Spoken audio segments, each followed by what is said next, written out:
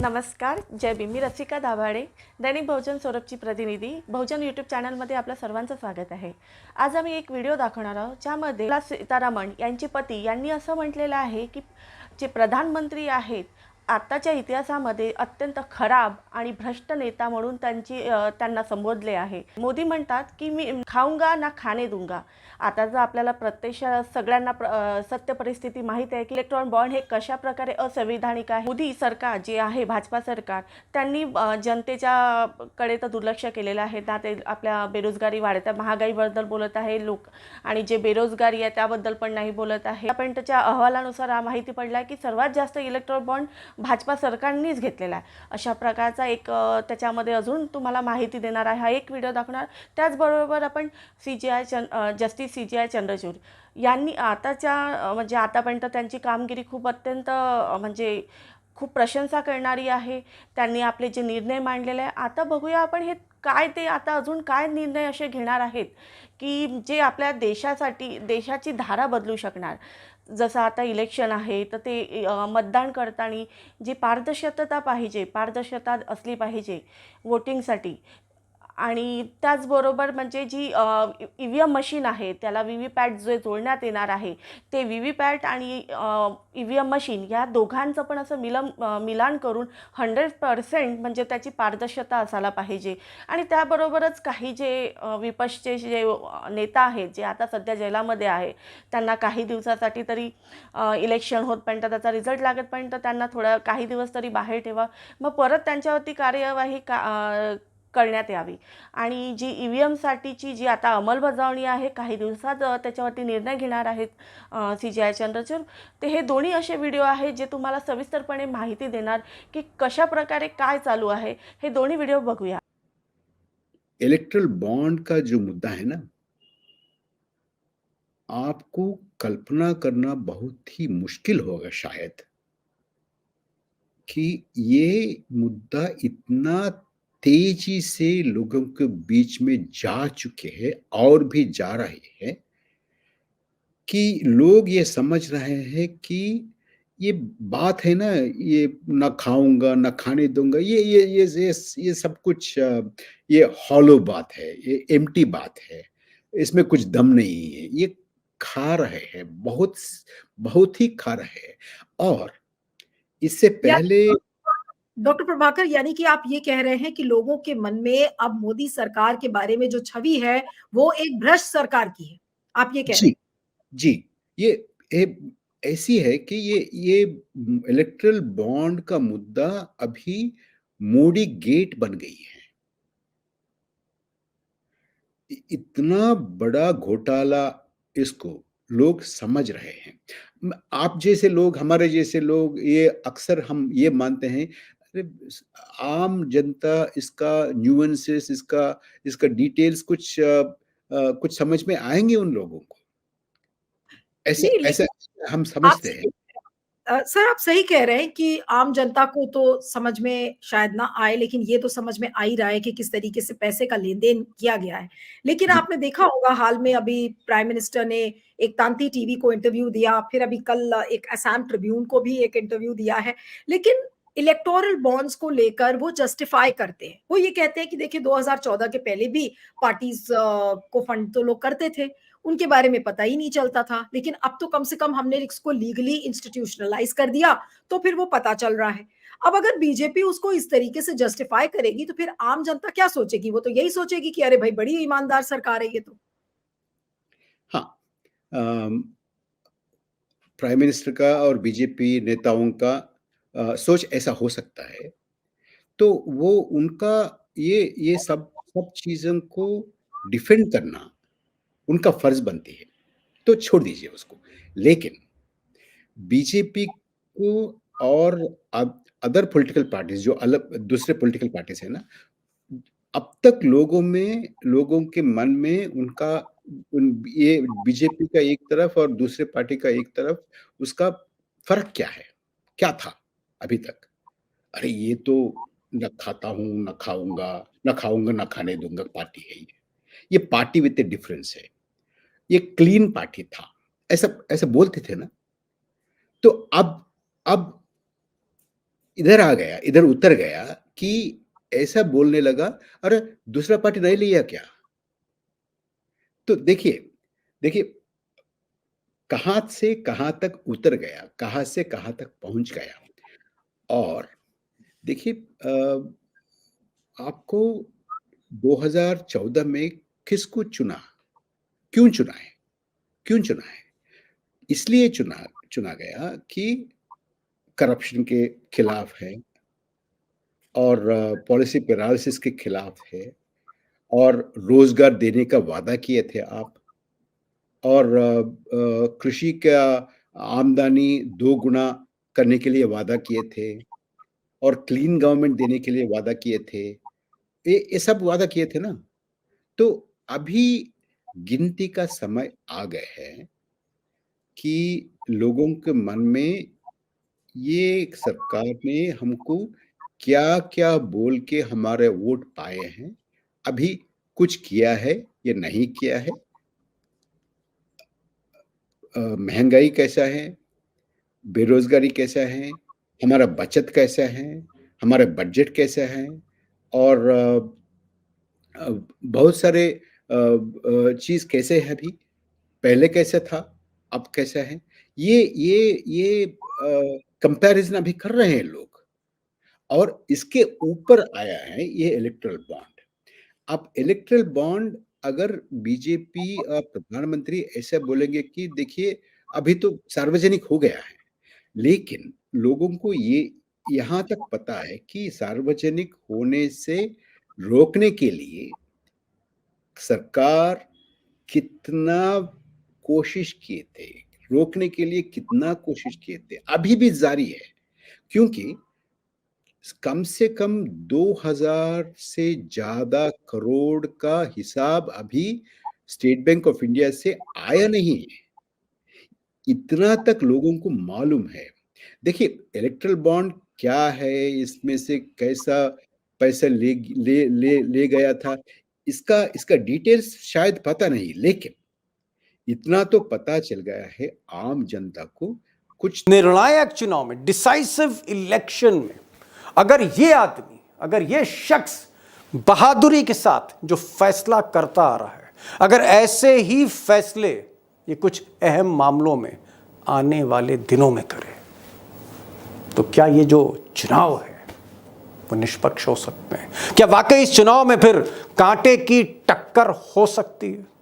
अगर देश के chief justice Chandrachud, DY Chandrachud और इनके साथियों ने, अगर देश के चीफ जस्टिस DY चंद्रचूड़ और उनके साथी जजों ने आने वाले दिनों में 3 इंपॉर्टेंट केसेस में, 3 इंपॉर्टेंट मामलों में अगर हिम्मत के साथ फैसला लिया, अगर देश को ऊपर रखकर, सर्वोपरि मानकर, नेशनल इंटरेस्ट को ऊपर रख के अगर फैसला दिया, तो यकीन मानिए कि ये जो चुनाव है, यकीन मानिए अभी भी निष्पक्ष हो सकते हैं, अभी भी निष्पक्ष हो सकते हैं। एक लेवल प्लेइंग फील्ड हो सकती है अपोजिशन के लिए भी और गवर्नमेंट के लिए भी। और आज के इस वीडियो में मैं वो 3 मामले बताने जा रहा हूँ कि अगर हिम्मत के साथ फैसले आ गए, फिर से कह रहा हूँ बड़ी जिम्मेदारी के साथ, यकीन मानिए देश की धारा बदल सकती है, देश की धारा बदल सकती है। अब दोस्तों जो पहला मामला है वो वीवीपैट का है, जिसकी सुनवाई 16 अप्रैल को, आने वाले मंगलवार को हो रही है सुप्रीम कोर्ट। बहुत इंपॉर्टेंट सुनवाई है। वीवीपैट मतलब voter verifiable paper audit trail, यानी जब आप वोटिंग मशीन में बटन दबाते हैं तब आपको एक स्लिप मिलती है सामने। सपोज कर लिया आपने हाथी पे बटन दबाया या फिर आपने पंजे पे दबाया या कमल पे दबाया, किसी भी पार्टी का आपने बटन दबाया तो उस पार्टी का निशान आपको बगल में मिलेगा। अभी क्या हो रहा है, अभी ये जो वीवीपैट की चेकिंग है ये समझ लीजिए ना के बराबर है। तो सुप्रीम कोर्ट को ये फैसला करना है कि ये जो वीवीपैट की जो वेरिफिकेशन है, जो मशीन का और पर्ची का जो मिलान है, क्या 100% होना चाहिए। अगर वोट में धांधली रोकनी है, अगर ईवीएम के खेल को रोकना है, तो क्या वीवीपैट का, जी हाँ, ये जो स्लिप है और स्लिप के साथ जो बटन आप दबाते हैं, इसका मिलान क्या 100% होना चाहिए। और ये मामला अब सुप्रीम कोर्ट में है। 16 अप्रैल को इसकी सुनवाई है। अगर इसमें एक बोल्ड डिसीजन आता है, जी हाँ, 19 अप्रैल से वोटिंग शुरू है, 4 जून को काउंटिंग है, वक्त है, अभी वक्त है। अगर वीवीपैट, जी हाँ, ये जो पर्ची का मिलान मशीन के साथ, जी हाँ, 100%, अगर ये फैसला सुप्रीम कोर्ट लेता है तो कम से कम आज की तारीख में धांधली की गुंजाइश काफी कम हो सकती है। तो सारा दारोमदार, मैंने कहा ना, इन शख्स पर है। Chief justice supreme court of India DY Chandrachud, इनके जो साथी जज हैं संजीव खन्ना और दीपांकर दत्त, ये फैसला करेंगे। देखना है वीवीपैट पर क्या एक बोल्ड डिसीजन आता है। और अगर ये बोल्ड डिसीजन आता है तो ध्यान रखिएगा, बहुत से लोगों के मंसूबों पर पानी फिर सकता है। अब दोस्तों, EVM पर जो सवाल उठाए जा रहे हैं, जो आंदोलन चल रहा है, उसमें वीवीपैट ये एक बहुत इम्पॉर्टेंट लिंक है। अगर वीवीपैट मतलब जो बटन आप दबाते हैं वो बटन क्या वाकई वोट में कन्वर्ट हो रहा है, इसकी पहचान वीवीपैट की स्लिप से हो सकती है। अगर इसका 100% मिलान हो जाए तो बहुत हद तक चुनाव निष्पक्ष माने जाएंगे। हालांकि चुनाव निष्पक्ष होते, मैं ये नहीं कह रहा हूँ कि बेईमानी हो रही है, लेकिन वीवीपैट एक क्रेडिबिलिटी, एक साख जो है कहीं ना कहीं वो बढ़ाएगा चुनाव की। वीवीपैट पर सुप्रीम कोर्ट के एक सीनियर लॉयर होंगे और उससे मैं बात करूंगा और रोशनी डालने की कोशिश करेंगे। मामला नंबर 2, जी हाँ, मामला नंबर 2, केजरीवाल का केस। अब केजरीवाल की मैं कोई पैरवी नहीं कर रहा कि इनको बेल मिल जानी चाहिए या फिर इनका अक्विटल होना चाहिए, इनको बाइज्जत बरी कर देना चाहिए, या इनका जो अरेस्टिंग थी वो गलत थी, ईडी ने सारा केस फर्जी किया, मैं ये नहीं कह रहा हूँ। लेकिन अगर इस पर एक बोल्ड डिसीजन आता है, केजरीवाल का मामला जो सुप्रीम कोर्ट के चीफ जस्टिस चंद्रचूड़ साहब ने कहा कि मैं सुनूंगा, अगर इस पे एक बोल्ड डिसीजन आता है, जो बोल्ड डिसीजन संजय सिंह पर आया, अगर ऐसा ही डिसीजन आता है तो ये पूरे देश भर को संदेश है। यहाँ हेमंत सोरेन, एक सिटिंग चीफ मिनिस्टर को जिस तरह से भेजा गया जेल झारखंड में, या फिर अभी भी महाराष्ट्र में कई नेता बंद हैं, या तमिलनाडु में कई नेता बंद हैं। एक तरफ चुनाव है, दूसरी तरफ विपक्ष के कई नेता सलाखों के पीछे हैं। अगर सिर्फ इस टाइम फ्रेम के लिए, सिर्फ चुनाव तक, काउंटिंग तक, मतदान तक, अगर ये नेता बाहर आ सकते, भले ही बाद में इनका केस फास्ट ट्रैक कोर्ट पे जाए, इनकी सुनवाई जल्दी जल्दी हो, और अगर गलत किया तो सजा मिले, लेकिन फिलहाल अगर ये बाहर जाते हैं, इस तरह का डिसीजन आता है केजरीवाल को कहीं ना कहीं रिलीफ देकर, तो फिर ये जो चुनाव है इसमें कहीं ना कहीं लेवल प्लेइंग फील्ड दिखेगी, बराबर का मौका मिलेगा। ये जो ईडी के फंदे में फंसाकर लोगों को सलाखों के पीछे डाला जा रहा है, कम से कम उससे अगर निजात मिलती है तो आपको BJP versus India, NDA versus India की जो टक्कर है वो कांटे की दिख सकती है।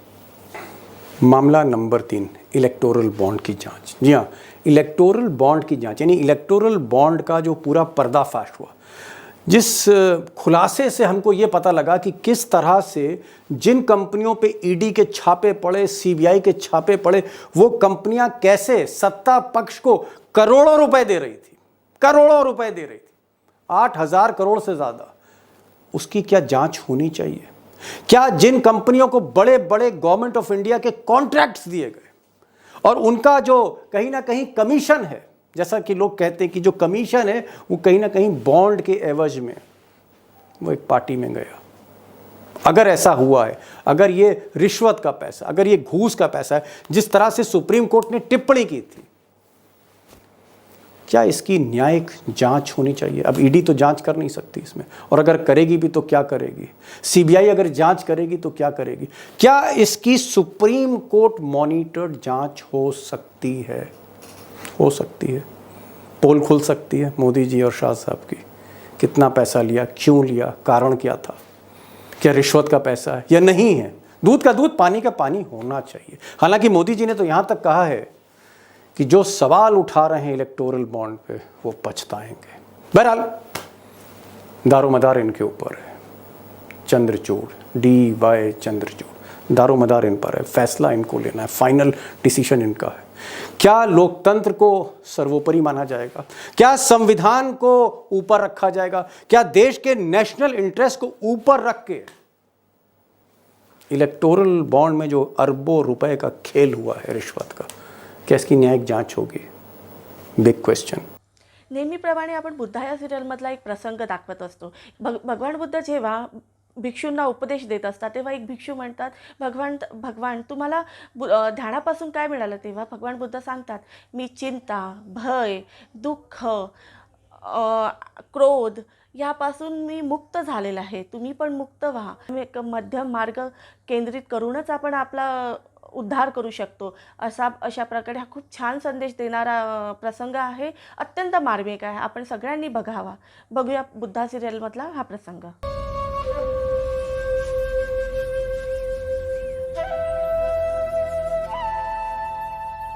आपको ध्यान से क्या मिला गुरुवर? कुछ नहीं. क्रोध खोया, उदासी खोई, चिंता खोई, असुरक्षा की भावना खोई, वृद्धावस्था का भय खोया और मृत्यु के दर पर विजय प्राप्त हुई. मेरे भिक्षुओं, मैं अच्छे आचरण को ही सबसे उच्च मानता हूं. यदि जंगल में आग लग जाए तो उसे बढ़ने के लिए वो अपने मार्ग के सभी पौधों और वृक्षों को खाती है. जितना ईंधन खाती है उसकी अग्नि की तीव्रता और व्याग्रता उतनी ही अधिक बढ़ती जाती है. उसी प्रकार दुष्ट प्रवृत्तियां, क्रोध, चिंता, लोभ, भय तब तक ही बलवान रहेंगी जब तक हम उसे ईंधन देते रहेंगे. घृणा और लालच की अग्नि तब तक ही प्रज्वलित रहती है जब तक हम उसे संसार की कामनाओं से बांधे रखते हैं. यदि किसी व्यक्ति का सारा ध्यान जीवन का परम दिव्य धन कमाने में, तो वो जितना कमाएगा उतना ही उसका मन कलेश से भरा रहेगा. वो कभी संतुष्ट नहीं होगा. उसके प्राणों को हमेशा एक भय बांधे रखेगा.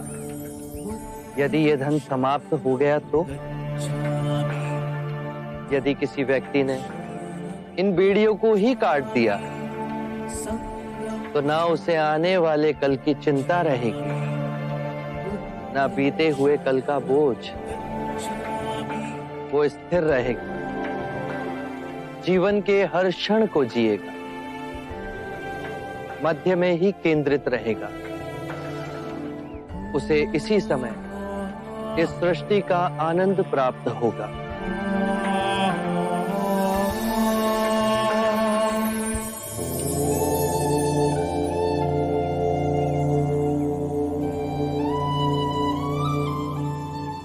नेहमीप्रमाणे आपण बहुजन सौरभच्या आजच्या पेपरचा थोडक्यात आढावा घेऊया. आमची हेडलाईन दिली आहे, बौद्ध हा वेगळा धर्म, धर्मांतरासाठी संमती अनिवार्य. बौद्ध धर्म हा वेगळा धर्म मानला गेला पाहिजे. हिंदू धर्मातून बौद्ध, जैन, शीख किंवा अन्य कुठल्याही धर्मात जेव्हा जेव्हा जाण्याचं करायचं असेल, धर्मांतर करायचं असेल तर जिल्हाधिकाऱ्यांची तशी संमती घ्यायला पाहिजे. हा कायदा असा सक्तीचा कायदा असल्यामुळे 2003च्या तरतुदीप्रमाणे सक्तीचे आहे असं गुजरात सरकारने म्हटलं आहे. त्यासाठी गुजरात सरकारने एक परिपत्रक काढलेलं आहे की ज्यावरून हा कायदा सक्तीचा नाही होणार.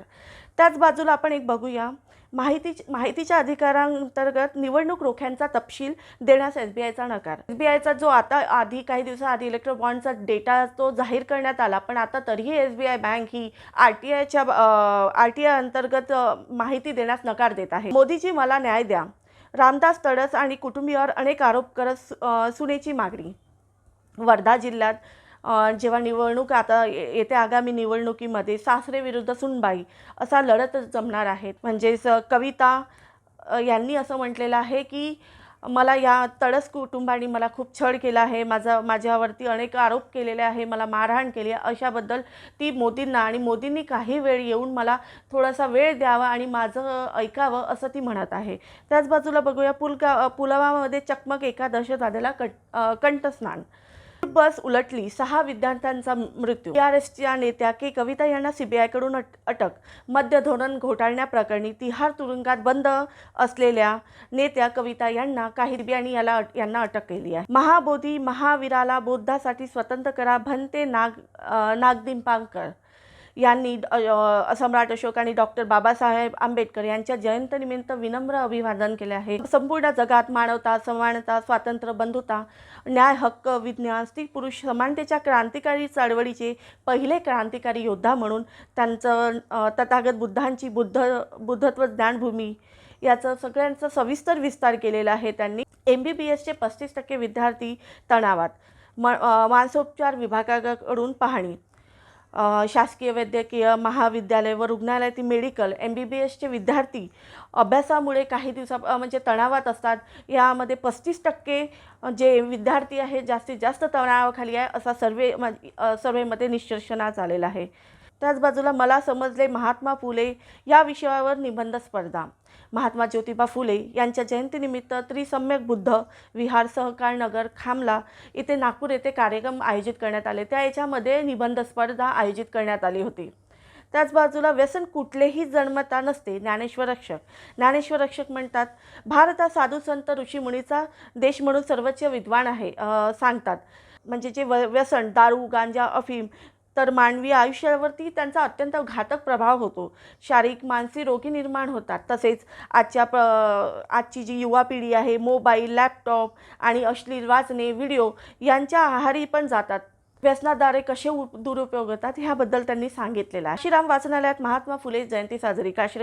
सामाजिक क्रांतीचे जनक राष्ट्रपिता महात्मा ज्योतिबा फुले यांची काशीराम वाचनालयात जयंती साजरी करण्यात आली. त्याच बाजूला वंचितचे महात्मा ज्योतिबा फुलेंना अभिवादन. वंचित बहुजन आघाडी नागपूर शहरतर्फे राष्ट्रपिता महात्मा ज्योतिबा फुले जयंतीनिमित्त यांच्या पुतळ्याला शहर अध्यक्ष रविभाऊ शेंडे यांच्याकडून अभिवादन करण्यात आलेले आहे. तर बघूया 14 एप्रिलला बुद्धिझम आणि देहदान अवयवदान ग्रंथाचे प्रकाशन.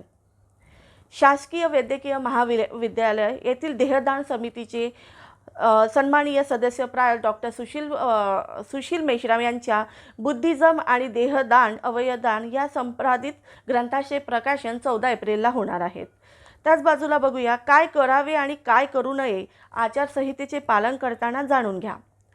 आता येत्या आगामी लोकसभेच्या सार्वत्रिक निवडणुका 2024च्या जाहीर करण्यात आल्या. त्याच्यामध्ये प्रत्यक्ष निवडणुका प्रक्रियेला सुरुवात झाली आहे. न्याय आणि निष्पक्षपाती वातावरणात निवडणुका पार पडाव्यात यासाठी भारत निवडणूक आयोगाने काही नियम ठरवून दिला. यालाच आपण आचारसंहिता असं म्हणतो. आता बघूया आपण पेज नंबर 2 मधील आमचा अग्रलेख. सोनम यांचा संघर्ष. सोनम वांगचुक यांच्या आंदोलन हा सध्या राष्ट्रीय मुद्दा आहे. त्यांच्या म्हणजे लडाखमध्ये जे ते आंदोलन करत आहे, शांतिपूर्ण आंदोलन करत आहे. त्यांच्या हक्कासाठी अहिंसेच्या मार्गाने ते लढत आहेत. आदिवासी प्रति केंद्र सरकारची जी भूमिका आहे ती ब्रिटिशापेक्षाही कुठेही कमी दिसून येत नाही आहे. याकडे जी आपली सरकार आहे ती अत्यंत दुर्लक्ष करत आहे. याबद्दल आम्ही तो अग्रलेख दिलेला आहे, तुम्ही सगळ्यांनी वाचावा. भंते धम्मशील यांचे कार्य यांच्या कार्याबद्दल बाबासाहेबांच्यासाठी स्मारक उभारण्यासाठी त्यांच्या जन्मभूमी जसे आपली दीक्षाभूमी आहे तशी चैत्यभूमी तसेच महू गावामध्ये जे आहे त्यांचं बाबासाहेबांचं जन्मस्थान त्यांच्यासाठी जे कार्य केल्याची म्हणजे भूमी मिळवण्यासाठी पासून ते त्यांचं कार्य आम्ही ह्या लेखामध्ये दिलेलं आहे.